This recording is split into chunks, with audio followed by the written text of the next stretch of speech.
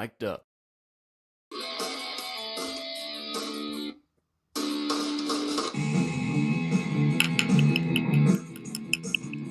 Welcome to Yankees Coast2Coast. It's good to have you back on our nightly mid-season, our owners. What is it called? Winter meetings. Winter meeting. I'm tired. Jeez. It's been a long day. Yes, our winter meeting edition. We like to do this every day because we want to talk about nothing like everyone else in Yankee land right now. Well, I take it back. People are making crap up. So today's our day to make crap up. We're going to join the festivities of making crap up. Listen, the highlight. Awesome. You want to know what happened today so far? Two things happened today. One is. Two things. Three, really. Kyle Schwarber signed. Big surprise. And he hung out with my son Max today in Philadelphia. It was pretty cool. I told him to ask Schwarber for a loan, but he wouldn't do it. And then the other thing is Diaz signed with the Dodgers, which, none of those things have a significant impact on the Yankees, but the Diaz signing could have a small impact on the Yankees. Not that they think that the Yankees were playing in the Diaz market at 23 per year, but now there's more competition for Suarez. He's more likely to get his 2 for 40, which I don't think the Yankees are playing in that world either. So, who knows what's going to happen. So I don't really think anything other than maybe the number of reliever contracts is going to continue to push up Bednar's, we're having trouble with names. Bednar's salary arbitration number, which everybody says is going to be 9, but I don't see how it's going to be anything less than 11 at this point. Yeah. Because Diaz is at 23, Suarez is projected for 20, Hader's at 19, Tanner Scott's at 18, Devin Williams is at 17, Kenley Jansen's projected for 14, Iglesias signed for 16, Helsley's 14, and Chapman's at 13. Chapman's a bargain now for the Dodgers. What's the name? The Red Sox. And there's about never heard nine other guys that are at 10 or 11 million. And then all of those guys, really, Diaz, Hader, and Suarez are better than Bednar. So, he has to have more years of service and stuff. So I don't see how Bednar is not going to be in the 10 to 11 range, which, adding that to the Grisham fiasco screws them up royally. And I also think, as I said yesterday, there's no way that Jazz is signing a contract for less than $11 million, and they have him at, there's so many second basemen. Bogarts is making 25, 28. There's so many guys making so much money at second base that Jazz is better than. Bogarts, 25. Altuve, 25. Semien, 25. Torres, 22. Ketel Marte is 19. And 19 plus. Andres Jimenez is at 15. Jeff McNeil's at 12, and Nico Horner's at 12. And Nico Horner signed a contract to give away his arbitration years. And you could argue that out of all those guys, really, Altuve's old and past his prime, but is better than Jazz. And other than that, Nico Horner and Marte are better than Jazz. So Jazz is going to get closer to 12 than those guys are going to get. Fine. He deserves it. Not really an important issue. Their problem is they really have no choice but to go. As I said, there's no way they're going to do this thing about staying under 300 million. He's going to do it. This is just, I really believe that what's going to happen here is this is going to be the surprise year. I was listening to Michael Kay today, and I totally agree with him on this. This is going to be the year that the Yankees pull something ridiculous out of their keisters. And it will be a surprise to all of us, and maybe good. Maybe it'll be good. I'm not saying it's not going to be good. I'm saying that it's going to be a surprise, something that I think the surprise the Yankees are going to make is that they're going to, and this is what I'm hoping for. I shouldn't say that I think they're going to make it. It's more of a hope. I think they start dumping prospects, which we were talking about a little bit yesterday, and make a big splash. And that could be the big surprise. Yeah, but I think that I still believe they're going to try and stay under 300 million, even with the big splash. It's very possible. The problem is a lot of these guys are going to cost them a lot. The guys that are cheap are going to cost an unbelievable amount of money. Yeah, the guys that are cheap are going to cost. So Oh, this gets the into guys that are cheap are going to cost them an unbelievable amount of their youth equity, but I don't think they're and going that's the to. problem. The guy.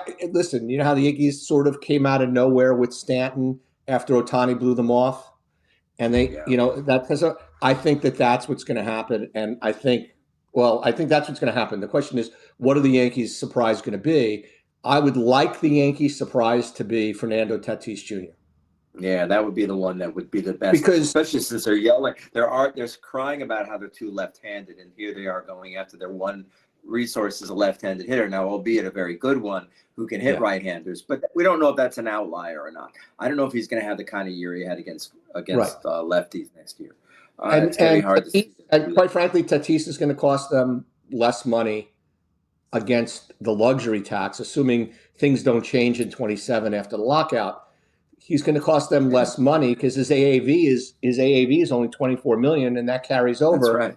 when they trade. And there's no doubt Bellinger is going to get at least 27. And the best But thing about Tatis is hmm? the one best of thing the about reasons that Tatis is the Yankees don't have to listen to, will never have to listen to another one of Scott Boris's ridiculous pun-filled pontifications. I'm going to call yeah, it the today was an pun-filled interesting one. pontifications of Scott Boris. So Yeah, stupid. Give me yeah, a they're getting. break. You know, Listen, 5 years ago he didn't do anything like this. Now he's writing poetry about his players, which is ridiculous. so And it's stupid. the stuff. But one of the reasons I think the Yankees should do this dumping of their prospects is the research you did. And I'd love Yeah. to get into it right away. Is you did some research as far as what's the deal with prospects and where do the Yankees stand as far as developing prospects? Which yesterday we hinted at the only thing they develop is catchers, but they do deliver on some relief pitchers that have made their way around baseball. But Yeah. do you want to go into what you found? Because I thought it was really interesting. Yeah, a little bit. I want to pull up one thing that you know, that I think is important. That the Yankees sort of fall right into the middle when it comes to this. You've got the teams that are really really good at developing. You've got like the Dodgers. You've got the Rays. You've got you know you've got Do you some have teams hits that and do you surprise have the you. hits and misses? Do you have the big hits that Uh, the Dodgers, Rays, and those guys made? No, I didn't go there. I'll do that for the next one. I didn't have time, but I'll go That's into it. some of those. But what I'm finding it's interesting is that the Yankees are really right in the middle when it comes to this thing that we assume that the Yankees are so bad at this, but really they aren't. The teams that are the top tier is the Dodgers, Astros, Rays, Braves, and Guardians. They just seem to do great things. They have elite development systems. And you got the middle tier where the Yankees are firmly in. You got the Yankees, the Blue Jays, the Cardinals, and the Red Sox. Probably earlier in the decade, they've seemed to have stopped a little bit now. But then you've got the middle of the pack, sort of the uncertain at this point. The Cubs, the Mariners, Brewers, Kansas City, and the Rays, and the Rangers. So I'm not quite sure how the second tier in the middle of the pack show up, but the teams that really struggle are the White Sox, the Rockies, the Angels, and Marlins, the teams that are the worst at developing anything. But I don't like to be even close to those four teams, so it's kind of Yeah, well, the embarrassing. Marlins at But least the Marlins could develop pitching. I mean, they've got Alcantara and they've got well, so do the Yankees. I Cabrera. mean, that's the thing. They But got another guy that's there. I mean, they've had you know, some pitching. I'm they've had surprised the some, A's. The A's are probably in the middle of the pack too. They used to be a top tier, but they're not anymore. Although right I now think they're they still running a. do develop well. They just seem to Mhm. trade them too fast. They're like the A's Well, are like the that's Rays true. that way. But the Yankees. But Do you have a list of Yankees hits and misses? Well, the big Yankee hits they say are clearly Judge, Judge. there's no question. It's Judge, it's Luis Severino, even though it's because of big money that he made. The Yankees gave him that huge contract, and really the basis of this is longevity, guys that are still playing, Right. and also that they've made some money. So the hits are Aaron Judge, Luis Severino, Gleyber Torres, believe it or not, and who would have known Gary Sanchez is considered a hit because he continues to play, he keeps getting jobs, and he's made $39 million so far. Yeah. So he's considered somewhat successful. You know, a lot of the younger guys, it's too early to say. So guys like Volpe, Dominguez, and have not. Jordan Montgomery went on to make some money, and Nestor Cortez made money, but I don't think of those. I don't think of Nestor Well, as what's a interesting is Yankee Nestor development. was a Yankee, then he wasn't a Yankee, then he was a Yankee, then he wasn't a Yankee. But Yeah. Torres was really a So Cubs guy, and as soon as he came over to yeah, the Yankees, he came up to he came up to the majors. He had what, one half season, you know, yeah. in the minor leagues, and then the Yankees had him at second base. Um, But it's the hard busts are to figure it out. really shocking. I'm gonna give you some names here, and Okay. every top of every list is always Jesus Montero. Is just the biggest bust. And the Yankees traded him Traded early. him. Who knows if that really impacted him? He might have been great with the Yankees. Maybe the move was what killed him. You never know. But never made more than he made less than $2 million in professional baseball, which considering that he Well, he was a got hurt when he top went to five Seattle. prospect. He got Never hurt he when he got went to hurt. His defense never played well at catcher. He was basically a DH. They said Yeah. that he was always had weight condition issues, and that's it. Manny Benuelos, another name that came up. That Oh, the Manny Yankees Benuelos. They number did one trade him, didn't they? prospect. They traded him off to the Braves, didn't they? They traded him. They did trade Or him. did Now they release him and the Braves signed him? He had two Tommy John surgeries and ongoing elbow issues, and never earned more than 1.7 million. You've got Yeah. Greg Bird, who Oh, was, Greg Bird, this count was the just bad fire. luck. But as good as he was the leader of the baby bombers. He made less He than was, yep. $1 million in professional baseball. And then there's Clint Jackson Frazier, Which is who again just was a another top. Cubs guy, but yeah, the But comes Yankees to the had him Yankees, more. runs into a Oh no, wall during he spring was a training. Cleveland guy. He was a Cleveland guy. He was in the Andrew Sorry, Miller deal. Cleveland. Same trade, same day, same Same, trade. exactly, yes. Same type of trade. 2006. The bullpen. And then so concussions, lingering vertigo, and mental problems that went on to affect him. Then of course And now we he's talked about and Miguel now him and Andujar. Jabba Chamberlain are both big time, Twitter and Contrarian podcast Yankee guys, contrarians. which they are really loud. They'll never be invited to fantasy camp. That's all I No, say. Jabba was there. Jabba's going to be there. When he was still a player, he hasn't been there now. No, Jabba's going to be there when you're there in January, I think. Is he? Is Jabba on the I list? think so. I think so. No. I don't remember that. I think Jabba was supposed to be on, but then he didn't show up or something, or probably they cut him because of this, because he talks so much. They cut him. But They cut him. anyway, so they cut him. Actually, somebody who's interesting. I would love to see him there. So Miguel Andujar again, is considered a bust. Not because he's not an ongoing serviceable player, but because he went from being an AL Rookie of the Year runner-up in 18 to being like gone in 19. Like they basically stopped.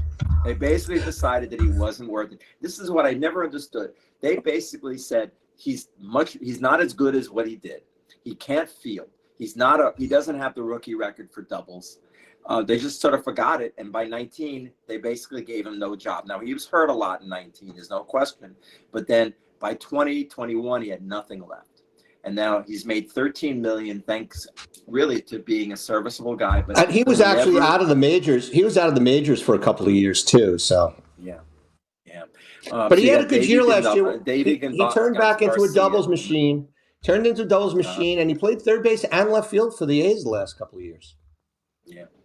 Yeah, that's great. So I think the Yankees should target him. He could be somebody they could move around a little bit, but they probably won't. Or he won't want to come back. Davey Garcia, another one who never made anything. Well, they traded him early too, didn't they? Trade him off to the Pirates. Pedro Martinez. They thought he was Pedro Martinez, a young version. Yeah. They loved him.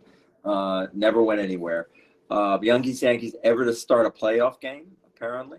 Remember that? Well, yeah, but they started him so that they wouldn't start Hap, right? That was ridiculous. Took him out.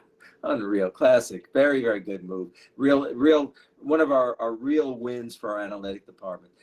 Esteban Florial, that we were on this show for. I was so high on that guy.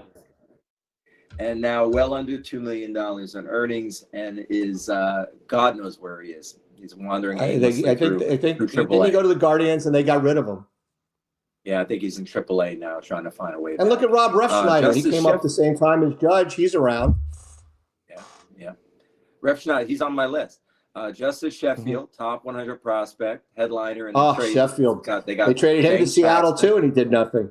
Yes, and did nothing. Went on a few years of made 3 to 6 million maybe in salary. Yeah. And then again, now more is guys that you're really going to blow you away. Wait to hear these guys, and they were all so big. We heard about them all the time. Number one, Slade Heathcott. Remember him? Oh, I remember Never him. developed his hit tool. Never earned. He made less than $1 million in major leagues. Mason Williams. Remember him? Oh, I remember 35. him too. Speedster outfielder, predecessor That's what they're saying, to a defender Florial. with speed. 235 Major League Baseball Oh games. man, 265 hitter, which is better than I would think. unbelievable. Severe shoulder injury, 15, sapped him visibility, and he could no longer Okay. play, and that's it. All right, at least he got hurt. I feel less. I feel less like he got hurt. All right, Tyler So. Austin, top 10 organizational prospect. Didn't he hit a homer the same day as Judge? Middle of the order, right? They actually projected him to be a middle of the order right-handed bat. So hey, he hit a home run with Judge his first day. Judge. No defensive. Right? That was Tyler Austin and Judge hit homers on their first game. Back to back. Inconsistent power, wrist injuries, made $3 million. Rob Refsnyder. He went to the Twinkies. They sent him off to the Twinkies. He's now he's moved a lot. They thought he was the next Brian Roberts. That didn't happen. But he's doing well in the Red Sox. I think much more athletic. He seems to love to beat up the Yankees. Jose Perea, remember him? Oh, Jose Perea, I remember him. Contact-oriented infielder, not elite, but expected MLB regular. Never went on to do anything. Jorge Mateo, who's had a good career. He's made some. Jorge Mateo's a free agent this year. Yeah. He's free agent. Tyler Wade, you remember him? Zero power. Tyler Wade, he was back in the majors this year. Yeah, really? He was back in the majors this year. Yeah. I liked him. He had a great playoff run for them. He had a great playoff run for them 1 year. They liked him because he was a Zobrist. The Yankees again always have to look at Zobrist. Guys and say, he was not a Zobrist type. He was much quicker. Zobrist was much thicker than him. He was more of a. Well, I mean, he could play all over the place. He could play infield and outfield. I forgot what Tyler Wade was this season. Abatello, who? Had a plus glove, played 6 games. No idea who that even is. How about Chance Adams? Top 100. I remember him. Yes. I remember him. Lost his velocity and his mind. Command regret. Well, he must have been hanging around with us. Yeah. Must have been hanging around with us.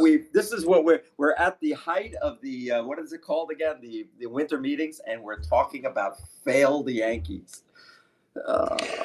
So actually it feeds into what I want to do, which is dump the prospects. I agree. Hey, how about Dante Bichette? How about him? Do you think he's upset? You think there's a little jealousy in that family? He was the good one. He was the one they thought had all the potential. Minor league pay only. Dante Bichette Jr., you mean, right? If that's the case, he made $100,000. Maybe he made $50,000 in baseball. That's pretty bad. Forgot about him. If I got paid $50,000 to play baseball, I would do it. I consider it a great success. Just so you know, Tyler Wade played 59 games for the Padres this year. Ah, okay. Nice. Okay. So you got, and then I'm just going to go to the list. I'm not going to say anything about them. You just tell me if you remember them. Chris Cabrera and Cito Culver. No. Jacob Lindgren, left-handed pitcher. James Caprillion. Jacob Lindgren. The name sounds familiar, but it's a hockey player I remember. Go ahead. James Caprillion.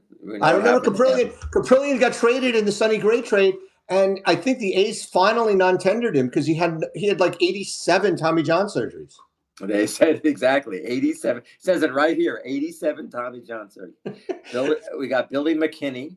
I remember him. Billy McKinney, though, he wasn't a Yankee prospect, but he was a high-level prospect for the Cubs, I think, or the Mets, and the Yankees picked him up, and he's a left-handed outfielder.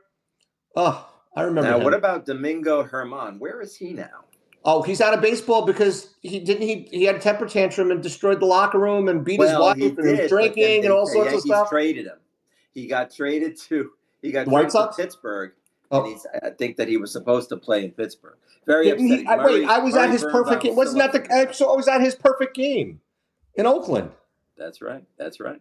But the Yankees That's right. banished him because he destroyed the clubhouse and threw something at Boo in a TV or something. That's right. And apparently, what's his name had to pick him up and drop him on his head in the shower. Thank God for Stan. You always want a big guy like Stan. And you got Ben Heller, somebody like Ben that. Heller was supposed to be a big right-handed starter, wasn't he? Yeah. Hard throwing, injuries, limited MLB time, made under $2 million. Never found command. Jonathan Loizaga too soon. And Loizaga was in the Giants organization forever, and they non-tendered him, and the Yankees signed him. Considering how the Yankees got Loizaga, they got a lot out of him. They did. Everson Pereira, we all love him. Oh, he's in Florida now. Trending well below, it says. Yes, but he's in Florida now, isn't he? On the Marlins. Yeah, that's right. That's right. And then you got Oswald Peraza, who. Peraza, didn't they just traded him this year, and I liked him. Peraza actually beat Volpe out for that shortstop's job, and then didn't get it because Volpe was. I actually think he probably would be better if he were there. I don't know why, but I think if he had won that competition, he might be a better player than Volpe. Well, I think Volpe would have been a better player if he stayed in the minor leagues and moved to second base, but that's a different story. Yeah. All right, so that's about it. Anyone else? Mike Ford, remember him? Mike Ford. He was played at Princeton for Bradley. That's right. Went in the Luke Voigt show. They felt it was a Luke Voigt type. Yes. Had some production and left-handed Luke Voigt. He had a couple of big games. He was very round as a human being. So that is so let's talk about this. I am with you on this. I think since the Yankees are so crappy at developing positional talent, they should trade every one of them when they are at their top value, and then let's bring in some guys. Use your farm system for what it's worth. Right. These guys are ballast when they're with the Yankees. Yes, I agree. Roll them over. I said it to you yesterday. When we talked about what would George do? George would dump the farm. He would just trade away the farm. Yes, you would get the Bueller for Phelps trades. Every now and again there was a bomb. It's okay. Nobody's perfect. Costanza really just hated that trade.